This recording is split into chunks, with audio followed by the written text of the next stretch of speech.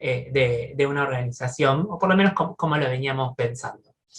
Y con esto, el concepto de resiliencia, decíamos, bueno, no pongamos obviamente el foco en lo que falta, sino en lo que tenemos en este punto, ¿no? ¿Qué recursos tengo para poder afrontar, digamos, situaciones como estas? Yo decía que toca la idea de bienestar como ausencia de enfermedad, digo, ¿no? Sino decir cómo nosotros nos contraponemos en relación a las adversidades que vamos teniendo. Entendiendo que esta correlación entre lo que podría ser mis recursos y la demanda externa, digo, no, estaba recontra desbalanceada y tenía mucha más demanda que recursos. Entonces, a partir de ahí dijimos, bueno, inventaríamos cuáles son los recursos que cuentan los líderes para poder afrontar este mundo Bunny. ¿Hasta acá vamos? ¿Alguna pregunta? ¿Se va entendiendo el planteo?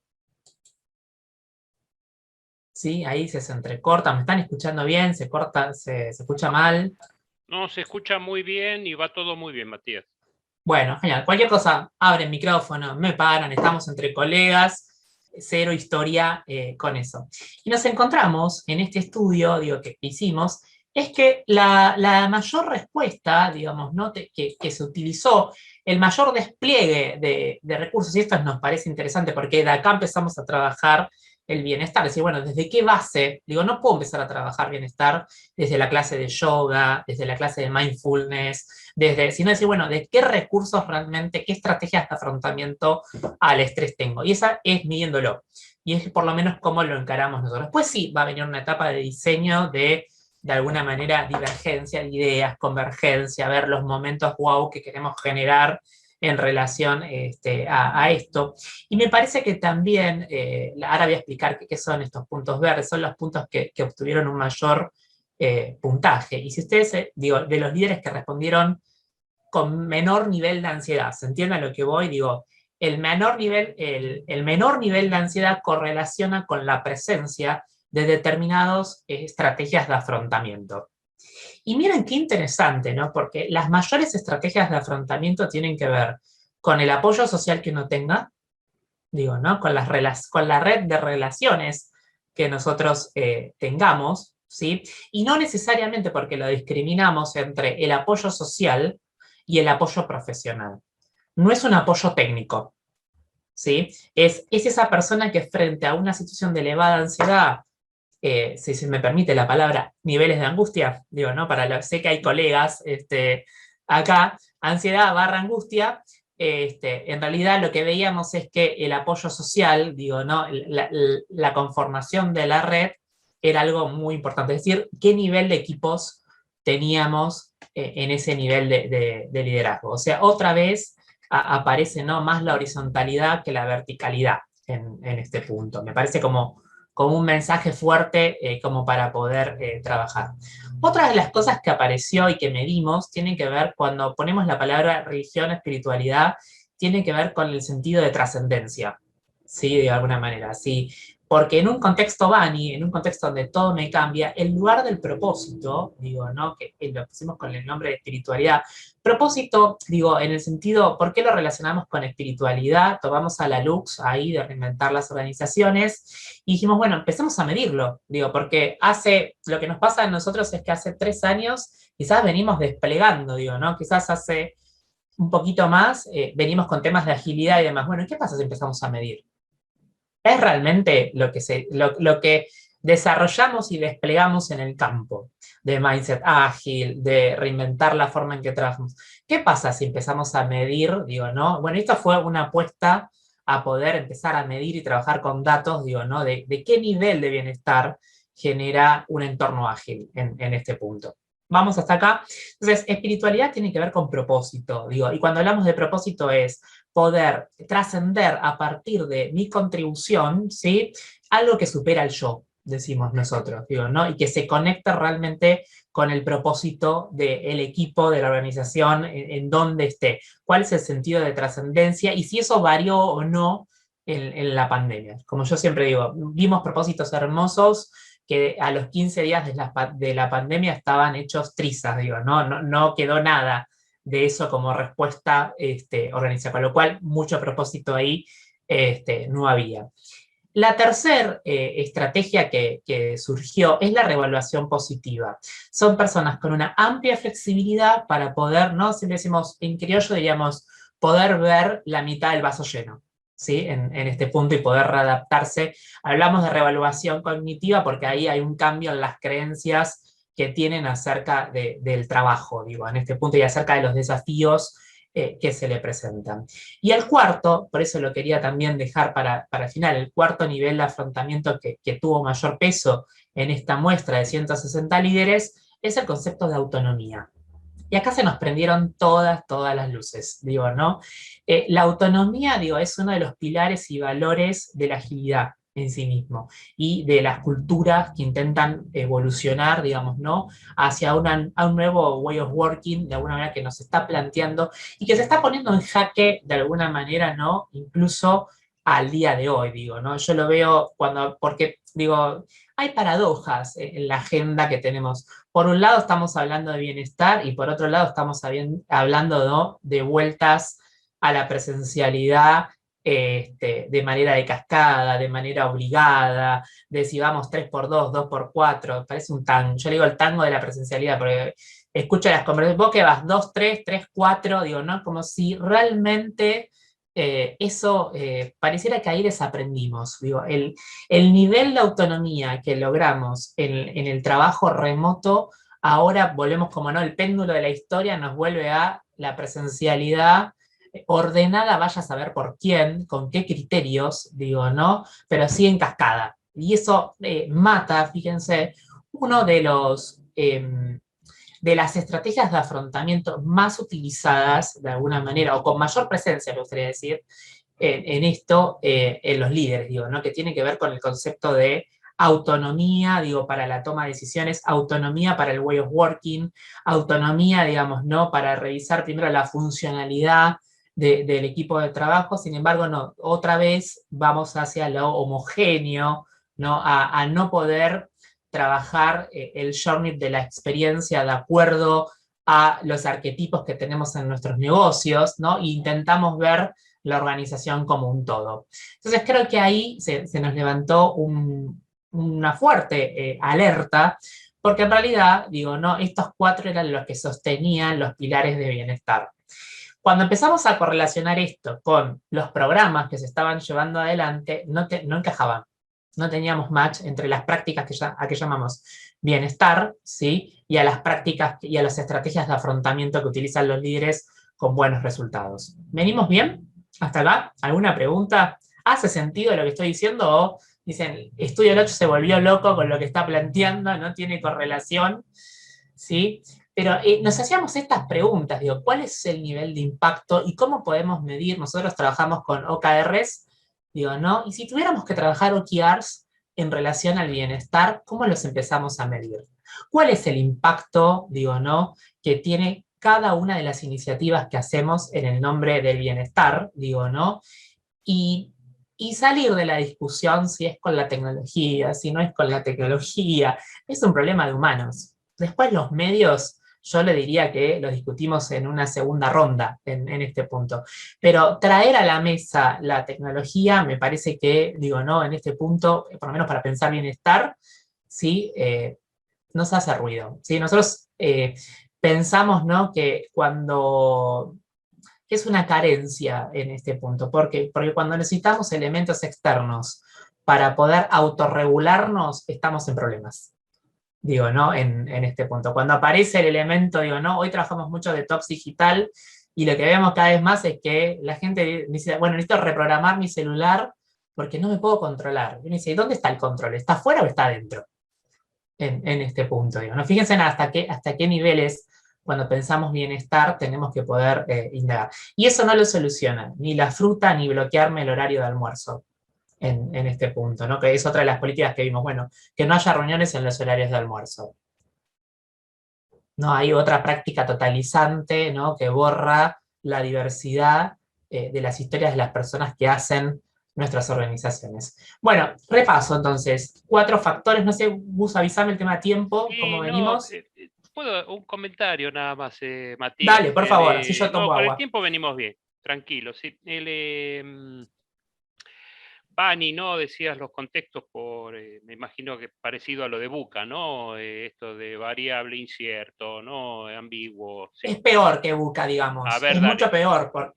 ¿Por qué? Porque Buca es del año 80, Eco, sí, digo, ¿no? Entonces, Bunny sale, digamos, lo escriben en el 2020. sí, ¿Sí? En Buca nos venían preparando para lo incierto, ¿te bien, acordás? Digo, no, esto ya te dice, ni siquiera es incierto, es ansiógeno incomprensible. perfecto. Con lo cual digo, si en 20 años no lograste una respuesta a Buca, ya te llegó Bunny y no le encontraste una respuesta a Buca. Lo de Buca de alguna manera lo difundió Charles Handy, ¿no? Ahí en los 80 Sí, con The Age of sí, Unreason, ¿no? La era de la incertidumbre lo exacto. habían traducido aquí. Y el último libro que sacó Handy, unos 10 años después de The Age of Unreason, se llamaba The Hungry Spirit, el espíritu hambriento, ¿no? Y justamente planteaba esto que estabas poniendo ahí, ¿no? De religión o espiritualidad, decía, ¿no? Que gran parte de la dificultad para afrontar este tipo de contextos y todo esto estaba por el tema de no tener cierto sentido de trascendencia. Él no va por ninguna religión en especial ni por ninguna práctica, Totalmente. pero diciendo, hay que tenerlo, ¿no? Cierta idea de que por algo estamos en este mundo, ¿no? Hay algo que hace que estemos acá, ¿no? Es interesante, sí. Yo retomaría el concepto del trabajo como dador de identidad, digo, en este punto, ¿no? Y si uno piensa en pandemia, de alguna manera hubo mucho reflote de esto, y nosotros decimos, bueno, recién estamos empezando a ver, hace poco salió un artículo de Estados Unidos, una métrica que alertaba, digo, ¿no? Del cambio de trabajo de muchas personas o la gran renuncia, digo, no sé si lo vieron, digo, ¿no? Habla de la necesidad de encontrar sentido a lo que hacemos, digo, ¿no? El trabajo como dador de identidad y el sentido que tiene. Por eso es una de las estrategias, digo, uno de los pilares más fuertes para poder hablar de bienestar, digo, y no nos asombra que surja, digo, cuando esto está trabajado, que surja como uno de los pilares claves para poder pensar, cuando hablamos, la palabra quizás religión no es en el castellano nos evoca otra cosa, ¿no? Pero sino el sentido de trascendencia en este punto, como algo estable más allá del contexto exterior. Sí, y esto del sentido del trabajo también, como ir un poquitito más arriba y pensar en el sentido de la vida, ¿no? No voy a poder encontrar el sentido al trabajo si no le encuentro un sentido a mi vida, ¿no? A la vida en general, sí.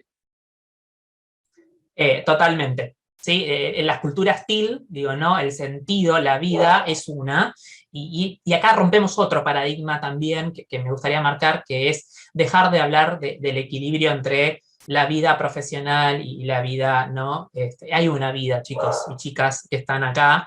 Nosotros decimos, y la tenemos que vivir como podemos, ¿no? Y intentar lo mejor para este diseño hoy hablamos de diseño de vida, digo, ¿no? Más que diseño en esto. Entonces, si esta categoría la integramos, espiritualidad surge tal cual, digo, ¿no? ¿Cuál es el sentido? ¿Cuál es mi razón de ser en este punto, digo, ¿no? ¿Y cuál es mi nivel de contribución? Yo creo que, fíjate cómo contraataca este punto a pensar una vuelta, digo, ¿no? Casi de manera militar, digo, ¿no? Ordenándonos por cuadrillas, por ejércitos, digo, ¿no? Rompemos de vuelta la mirada de la diversidad, la mirada de poder escuchar a las personas, digo, ¿no? Y cómo estas personas están de vuelta recalibrando sus propias vidas en esta etapa de la pandemia que esperemos que se nos acerque más hacia el final que a un nuevo comienzo en esto, ¿no? Pero digo, me parece importante esto. Y yo creo que de vuelta y Char ahí aparece, ¿no? Como el que tiene que organizar la vuelta. Digo, aparecemos en lugares feos, digo, ¿no? Como en este punto, o en fotos que uno dice, pero para, ¿desde qué lugar lo vamos a estar pensando? Bueno, en este estudio de 160 nos encontramos con esto, hoy lo seguimos ampliando y es algo que trabajamos, digo, ¿no? Para poder al trabajar algo que nosotros llamamos talento resiliente, ¿sí? ¿Y por qué talento?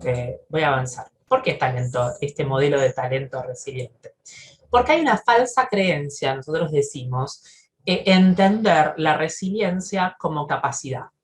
¿Sí? Como capacidad individual que empieza y termina a mí, entonces yo me puedo preparar, digo, ¿no? Para ser cada vez más resiliente y demás. Y la verdad es que la resiliencia nos topa de alguna manera con algo que la resiliencia siempre tiene un carácter colectivo. ¿sí? Porque para que se dé necesitamos relaciones significativas en este punto, ¿no? Y si ustedes hagan este ejercicio, ¿no? Piensen en las peores 3 crisis de su vida. Es un momento medio bajón de la tarde. Nos vamos a poner medio bajón, habilitamos un whisky si quieren, pero bueno, medio bajón. 3 momentos duros en tu vida, ¿no? Donde se te haya movido el cielo, la tierra, el agua, ¿sí? En realidad, digo, ¿no? Si vos pudiste, de alguna manera, desarrollar una nueva capacidad en esos contextos de crisis, ¿sí? Siempre aparece la idea de un otro significante en esos momentos, que es el que nos muestra un nuevo talento que antes no teníamos. Entonces decimos, bueno, la resiliencia tiene que ver más que ver con eso que con ir al gimnasio y prepararme para la próxima crisis, de alguna manera, ¿no? Sino encontrar talentos que si no hubiese sido por esa crisis, no se hubiesen desplegado, ¿sí? Entonces nosotros decimos, bueno, hay 3 preguntas en el talento resiliente. Una tiene que ver, bueno, la primera pregunta es, ¿no? El por qué me pasa a mí, típica, digo, ¿no? La segunda es el para qué, ¿vieron? Que dicen, bueno, no, ya entendí que ahora me pregunto, no me pregunto más el por qué, me pregunto el para qué me pasó todo esto. ¿Sí? ¿La escuchan en momentos de crisis de la tarde? Bueno, ¿para qué? ¿Sí? A mí me gustaría, y nosotros incorporamos una pregunta más a este enfoque de talento resiliente que tiene que ver el hacia dónde. ¿Sí? Porque creemos que los quiebres, digo, ¿no? Y de eso se trata ser resilientes, es tener la posibilidad de, primero, desarrollar nuevos talentos que no hubiésemos desarrollado en otro escenario, ¿sí? Y segundo, que nos reconectan con nuevos propósitos, con un nuevo sentido de la existencia en esto. Ahora, ¿cómo construimos ecosistemas? Por eso no hablamos de el talento resiliente como una categoría individual, ¿no? Sino hablamos como una categoría organizacional, social y demás, porque es una construcción. Y por eso hablamos de ecosistemas de talento resiliente, ¿sí? La palabra ecosistema nos ayuda a pensar, digo, ¿no? En distintas prácticas y distintos elementos que van a ser a este ecosistema y cómo es una construcción de vuelta colectiva, es una construcción horizontal de alguna manera, ¿no? Y es una construcción que nos lleva en principio a mirar las fortalezas. Y si yo miro las fortalezas, si ya agilidad me había destruido el modelo de gestión del desempeño, digo, hay un montón de prácticas que fuimos viendo, digo, ¿no? Nosotros desde Estudio Lodge, que venimos trabajando en la evolución de prácticas de HR, los modelos de negocios, digo, ¿no? Ya nos lleva a un nivel más, digo, ¿no? Porque nosotros decimos, bueno, ya necesitamos concentrarnos no en las oportunidades de mejora, sino en las fortalezas que nosotros tenemos, digo, ¿no? Y cómo trabajamos esas fortalezas. El segundo elemento tiene que ver con el concepto de salud. Digo, imagínense antes de la fortaleza diría, ¿cuánto tiempo destinamos a los planes de mejora, a las oportunidades de mejora? A escribir sobre eso, digo, ¿no? A ver los gaps, digo, ¿no? Y seguimos sin mirar a la persona en su totalidad en este punto. Y mirar al sujeto, digo, desde sus fortalezas nos abre, ¿no? Una forma distinta de conexión, de alguna manera, y dejar atrás, digo, ¿no? Quizás esa mirada más técnico-mecánica de que si esta parte falla mal, es esto lo que tenemos que poder cambiar o revisar. Voy al segundo elemento, que es el elemento de salud, que trabajamos en el programa fuertemente, porque en salud lo que cambia es la idea de productividad, ¿sí? Cuando hablamos de salud, lo que estamos diciendo es, vamos a hacer un corte y poder pensar la productividad versus el esfuerzo, ¿sí? En primer nivel. Y por otro lado, el esfuerzo está relacionado con la energía que nosotros tenemos, energía psíquica y energía física. Y ahí lo que descubrimos, digo, ¿no? Y lo que nos aportan las neurociencias y demás, es que en realidad lo que gestionamos es fuentes de energía en este punto, ¿no? No gestionamos horas. Digo, entonces, si nosotros estamos trabajando en el diseño, por ejemplo, de un programa de trabajo inteligente, de well-being, hablar solamente de horas, hablar desde conexión, desconexión, nos parece que es una categoría vieja, ¿no? Del offline, online. hoy estamos 100% digitales, digo, ¿no? Todos tenemos esto, ¿sí? Y trabajamos con esto y operamos, ¿sí? En esto, Gustavo, seguro vos me vas a acompañar. Yo siempre tomo a Brunner cuando decía que el trabajo, en realidad era un trabajo, cuando empieza y termina el trabajo, digo, ¿no? En nuestras cabezas, en el trabajo psíquico, en primer línea. Entonces ahí decíamos, bueno, si tu día, llevándolo, ¿no? Al día a día, digo, ¿cómo es el flow de energía que tiene? Digo, ¿no? Es lo mismo, digo, la intensidad que necesito para resolver determinadas situaciones que otras. Y pareciera que acá lo que nos encontramos es que no sabemos, ¿no? Y tenemos que poder construirlo, lo que nosotros llamamos son pausas energéticas. Digo, ¿no? Que cada vez que nosotros, y lo vimos en el mundo del deporte, lo vimos en un montón de lugares, pero en el mundo organizacional todavía no, porque seguimos pensando como máquinas, ¿no? Como las máquinas que pueden trabajar 7 por 24 y pareciera que siempre tienen el mismo nivel de energía. Bueno, yo tengo otra mala noticia, no somos máquinas, somos humanos, digo, ¿no? Y tenemos distintos niveles de respuesta. Cuando hablo de energía, estoy uniendo, ¿no? La energía emocional, la energía física, la energía cognitiva y la energía espiritual en este punto, digo, ¿no?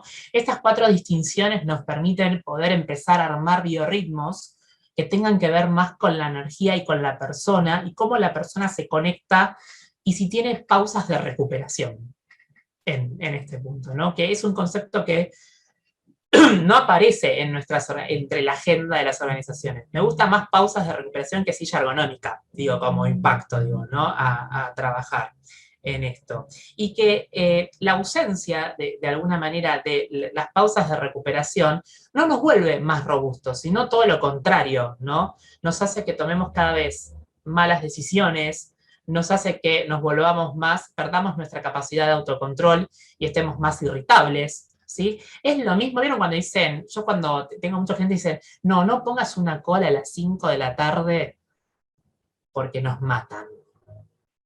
¿Escucharon esto? Y porque estuvo todo el día, digo, ¿no? De las 9 que arranca la primera hasta las 5, y a las 5 llegamos con lo que podemos en este punto. Entonces acá me parece que ahí, digo, ¿no? Hay que romper la idea de productividad, repensar la función de qué es productividad, qué es éxito, qué es rendimiento, digo, ¿no? Y poder pensarlo, ¿no? De una manera así, bueno, ¿cuáles son mis picos de rendimiento? ¿Y cuáles son mis picos de recuperación en este punto? ¿Hay un espacio para la recuperación después de cada desgaste que yo tengo? ¿Logro identificar o pongo plug and play y le doy las 9 horas? Ya el concepto de horas me parece viejo también, digo, ¿no? Para poder pensarlo, porque lo que se nos viene es el trabajar desde cualquier lugar. Ahora, eso tendríamos que estar discutiendo, digo, no si volvemos como volvemos en este punto. Lo de las horas eran los problemas de regla de 3, ¿te acordás de la escuela? Si 5 Claro, obreros cavan 2 metros de zanjas en una hora, que ¿cuántos obreros necesito para cavar? Sí. sí, no quiero abrir el tema, Gustavo, pero para mayor tristeza, yo tengo hijos en edad escolar y siguen teniendo algunos problemas parecidos. Así que imagínate lo que a mí me genera a la hora de hacer la tarea con mis hijos, volver a releer esos. Pero bueno, eso es otro problema, digo, ¿no? Que en otro congreso seguramente vamos a trabajar. El tercero tiene que ver con la concentración. Y cuando hablamos de concentración, estamos hablando de estados de flow en este punto, ¿no? Y esto es algo que rompe igual la idea de talento, nos rompe el Ninebox, nos rompe un montón de ideas que venimos como corriendo, ¿no? De forma maquinaria en nuestras prácticas de HR. Y cuando hablamos de concentración, hablamos de decir, bueno, ¿en qué periodos lográs una máxima concentración con disfrute? ¿Sí? Ahí retomo la noción del estado de flow, digo, ¿no? En esto, decir, bueno, ¿cuándo logras este poder de concentración que te desafía, que te mantiene, ¿no? En una energía, digamos, que fluye?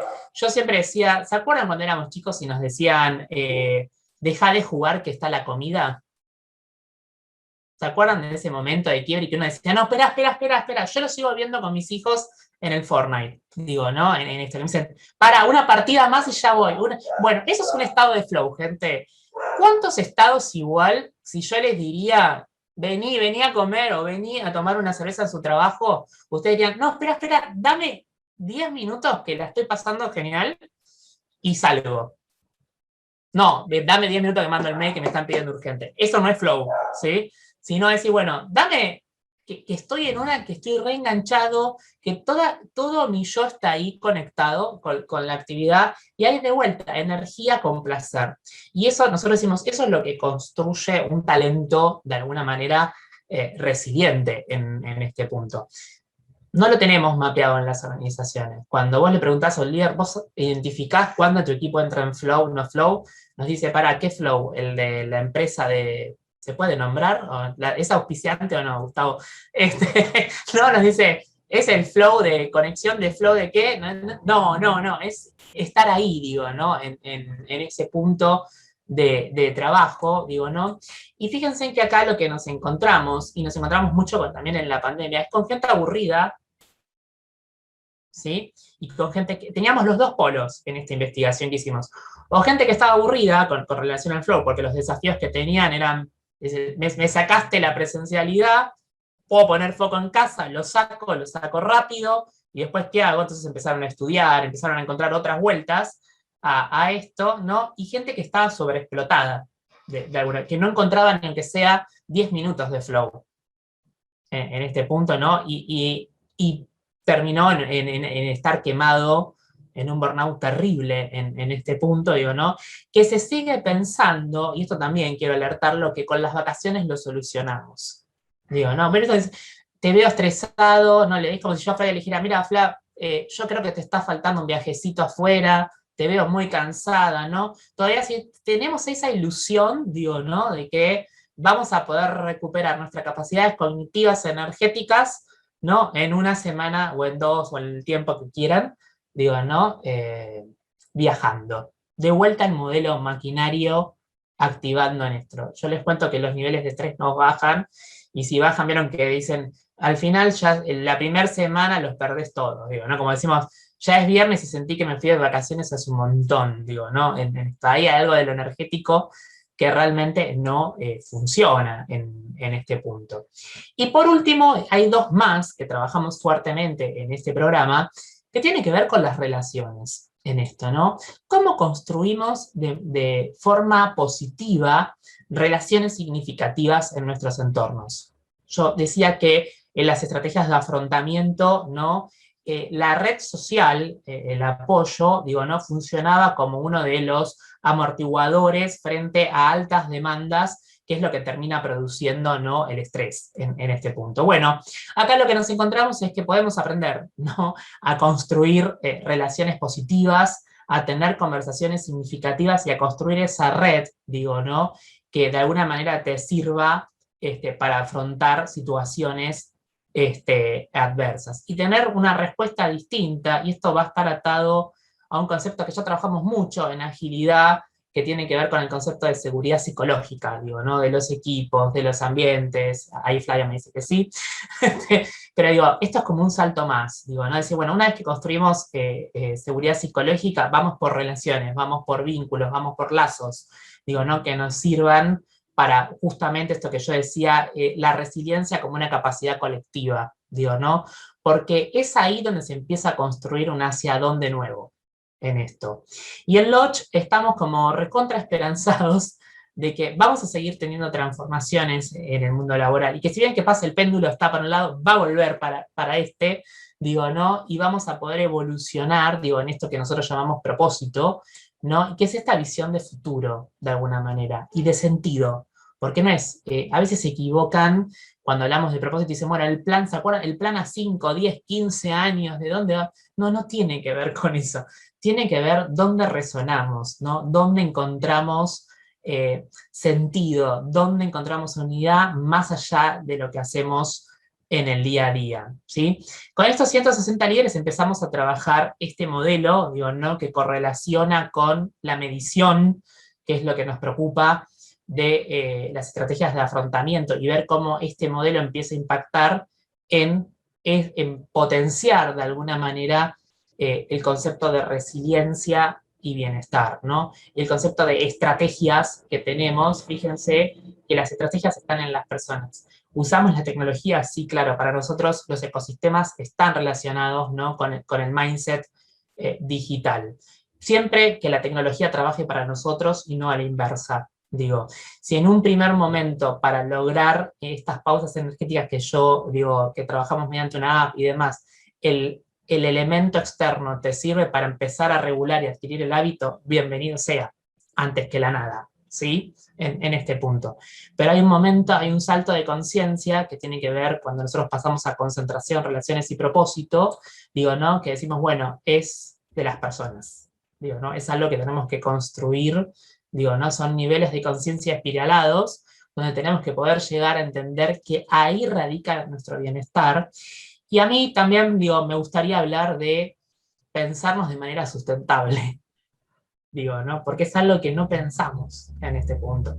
Si nosotros trabajamos en base a la energía hay un momento que se acaba, ¿sí? Y hay un momento, y ese momento no nos puede agarrar desprevenidos de alguna manera, ¿no? ¿Qué pasa si vamos trabajando en niveles, digo, ¿no? Donde podamos ir regulando, ¿sí? Y acá traigo el concepto de regulación emocional, digo, y no el concepto de control de las emociones, que durante tantos años, incluso tenemos que seguir aprendiendo y desaprendiendo, ¿no? Pues tenemos conceptos que vienen de otro mindset en este punto, ¿sí? Matías, primero como tus hijos con el Fortnite y el mío con el Toto con Minecraft, ¿no? Nos quedan 3 minutos, esto está bueno, se fue rápido, y uno no tiene ganas de irse. Y tenemos una pregunta de Flavia, no sé si la viste. No, no la voy a responder, ¿eh? ¿No la vas a responder? Bien, está bien. Sí, porque la quiero. Dice, ¿hay mayor sensibilidad a promover el talento resiliente en algún tipo de industria en particular o con algún tipo de desafío específico? Sí, claramente digo, el talento resiliente aparece, por lo menos lo estamos trabajando mucho en todas las empresas que están en transformación y que la agilidad avanzó. Digo, ahí tenemos un camino recontra allanado. La agilidad como mindset propone por default el concepto de pausa. Digo, ¿no? Cuando vos tenés un sprint y nosotros trabajamos con un concepto de agilidad de negocios que tiene que ver con la capacidad de ser estables y flexibles a la vez. Digo, ¿no? Y si nosotros llevamos esto de estables y flexibles a los parámetros del way of working, digo, ¿no? Se va armando algo que es interesante en este punto. Entonces, me parece que si tenemos un primer nivel de agilidad, este nivel de sensibilización es mucho más dinámico y pregna mucho más que si venimos de un nivel 100% mecanicista. Digo, ¿no? Tenemos que explicar de vuelta que las horas, ¿no? Como entrar de vuelta en esas conversaciones, ¿no? La agilidad abre muchas de estas puertas, digo, a poder, es como si pudiéramos ir sumando capas. Nosotros trabajamos así, bueno, una vez que lograste cierta estabilidad en Agile, puedes empezar a trabajar el bienestar desde esta óptica. Pero fíjense en cómo se integra, digo, ¿no? Me parece interesante que nosotros, desde recursos humanos, no nos quedemos afuera mandando sillas.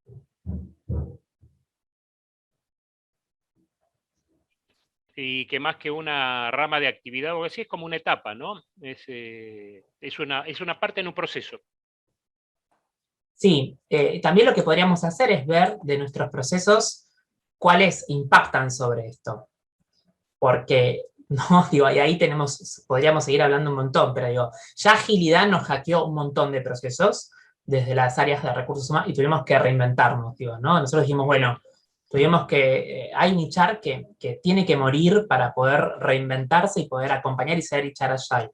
Bueno, ahora nos va a pasar lo mismo con bienestar, digo, ¿no? ¿De qué manera nuestras prácticas, ¿no? Impactan, digo, ¿no? Porque, por ejemplo, encuesta de clima no mide ni fortalezas, ni digo, todos los instrumentos que tenemos como catálogo, digo, ¿no? Del manual del proceso, ¿sí? No impactan sobre este modelo.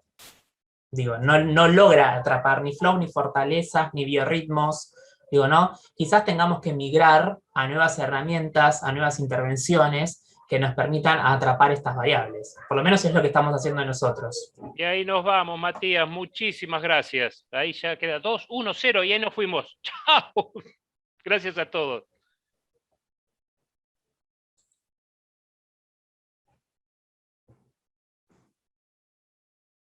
Bien, y ahora estamos acá, Matías. Muy bien, ¿eh?